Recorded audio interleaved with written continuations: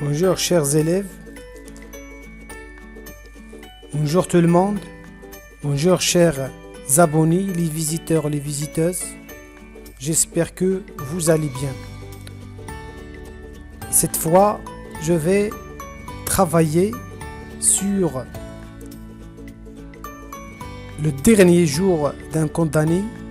C'est un roman à thèse écrit par un écrivain, un romancier français qui s'appelle Victor Hugo.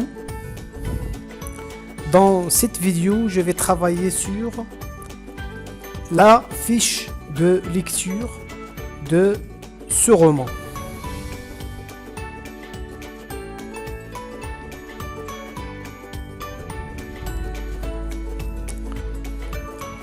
Auteur et siècle. L'auteur, celui qui a écrit ce roman, est Victor Hugo, le 19e siècle. Le dernier jour, titre de l'œuvre, c'est le dernier jour d'un condamné. 1800 écrit en 1829. En 1829. Date de parution, c'est 1829. Genre, c'est roman à thèse.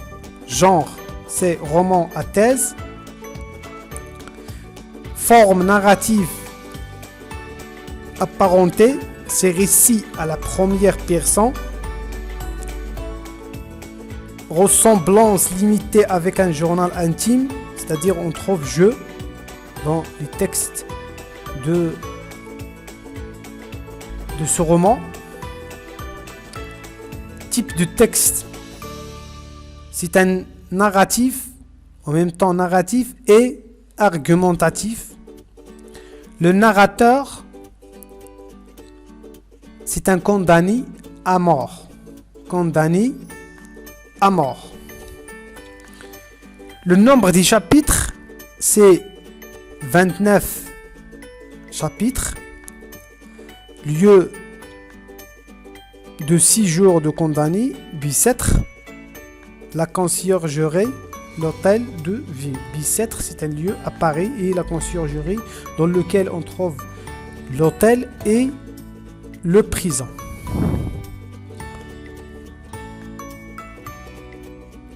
Indice de l'énonciation, le pronom personnel. Lorsque nous étudions l'énonciation à partir du premier chapitre, on peut trouver que le pronom personnel c'est je. Les adjectifs, on a les adjectifs possessifs, mata, ça, et on a le lieu et le temps.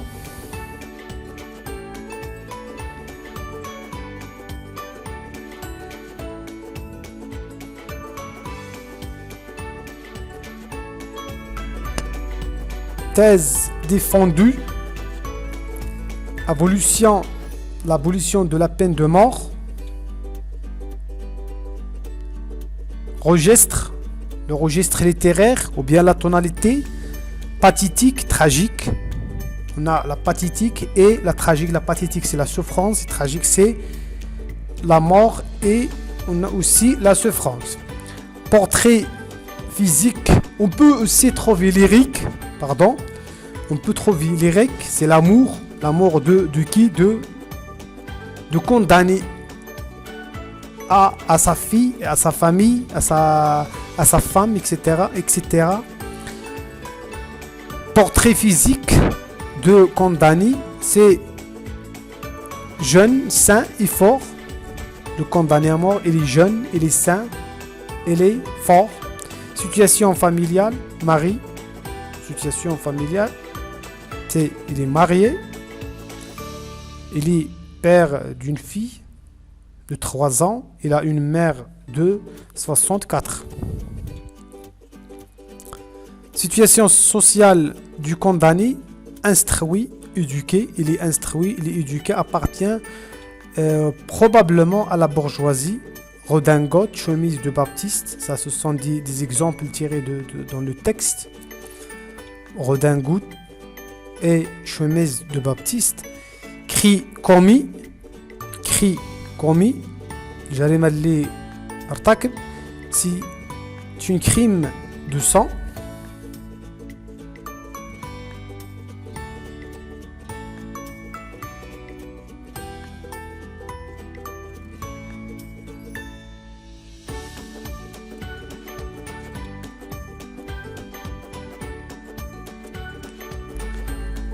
Prénom de sa fille, le prénom de sa fille, Marie. Prénom de sa fille, il est Marie. Il a une fille qui s'appelle Marie. Son amour d'enfance, papa. Il est le père de Marie. Type de phrase, de texte. Son amour d'enfance, c'est Pipa. Pipa, c'est un prénom. Type de phrase, du texte, phrase affirmative, phrase interrogative, exclamative. Phrase interrogative, on peut trouver dans le texte, dans tous les textes, ou bien dans tous les chapitres du roman, les phrases affirmatives, les phrases interrogatives et les phrases exclamatives. Dans le prochaine vidéo, je vais travailler. Je vais analyser le premier chapitre de ce roman et après je vais travailler et analyser les autres chapitres. Maintenant j'ai commencé mon étude à cette vidéo qui est consacrée à la fiche de lecture. Figures de style, rhétorique, force de question, on a toutes les figures de style. Arguments contre la peine de mort. Dieu, ce sont des arguments. Dieu dans la vie, lui seul peut la reprendre. On peut exécuter un innocent. La peine de mort n'est pas un caractère. Ce sont seulement quelques arguments tirés dans le texte. Lieu de l'exécution, c'est la place de grève. Durée de 6 jours en prison, 6 semaines. Le dernier jour, à partir de chapitre 18. Heure de l'exécution, c'est 6 heures. Point de vue ou focalisation, 4 heures. C'est le point de vue, c'est interne.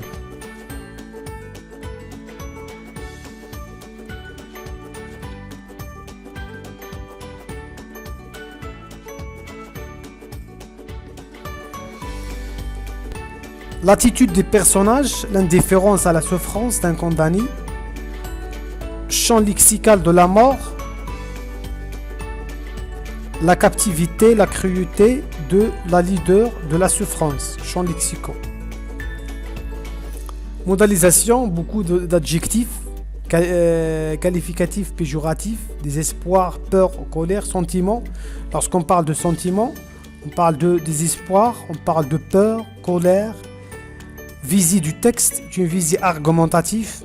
Lorsqu'on lit les textes ou bien les chapitres de ce roman, on peut voir que si il a une visée argumentative, c'est-à-dire plaidoyer contre la peine de mort. Pourquoi le condamné écrit-il pour moins souffrir et oublier ses angoisses? Donner une leçon aux juges qui hésiteront à condamner. Merci pour votre attention.